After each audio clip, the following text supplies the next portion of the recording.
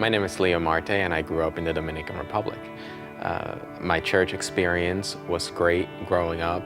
I grew up in a church that was very active, engaging the community, a church that constantly looked for ways to serve others, whether that was going to pray for the sick, having small services every weekend in different homes for people that needed prayer.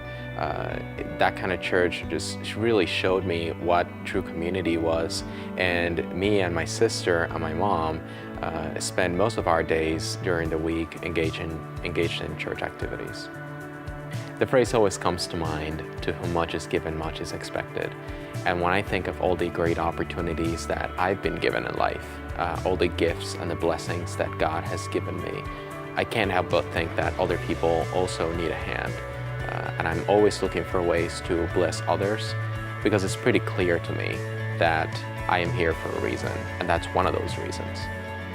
When I hear that phrase, the number one person I can think of is my mother, who taught us how to give and how to serve, to get out of our comfort zone, to engage in other people's lives, to impact our community, to impact our neighborhood. When I think of service, I think of two ways in which I can serve as a Christian. One of them is serving internally in my church, where I can engage my brothers and sisters, my community, and people who are seeking God through our church. One way I can do that is during the service on Sundays, or by leading a home group during the week. And it's such a great way to get to know people at a whole other level and provide support and care for people who just can't get that on a Sunday morning.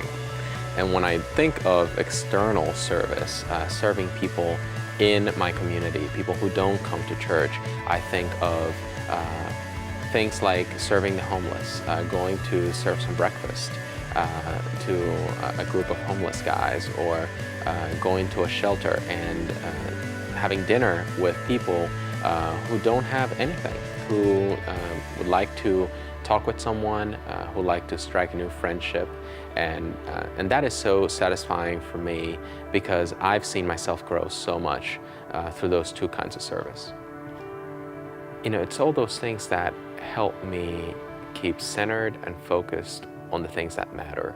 That it's not all about Leo, it's about people who truly need to see the love of Jesus in practical ways. Think about how powerful it would be if everyone who came to church did at least one small thing to demonstrate God's love for others, in ways of service, in maybe helping someone who is in need, or delivering a meal, or just welcoming people to church on a Sunday morning. How different it would be for people who come visit our churches. I think it would be so much more impactful that we are truly living what we preach, the model that Jesus gave us. You know, it's not always easy to wake up on a Saturday morning at 7 o'clock after a long week, or go in a home group after a long day of back-to-back meetings, 8, 9, or 10 hours. When I see what God's done in my life and in the life of others, it makes me excited to see what He will do in the future. I see this as a way to take the love that God has shown me and show it to my church and to my community, and that is so rewarding.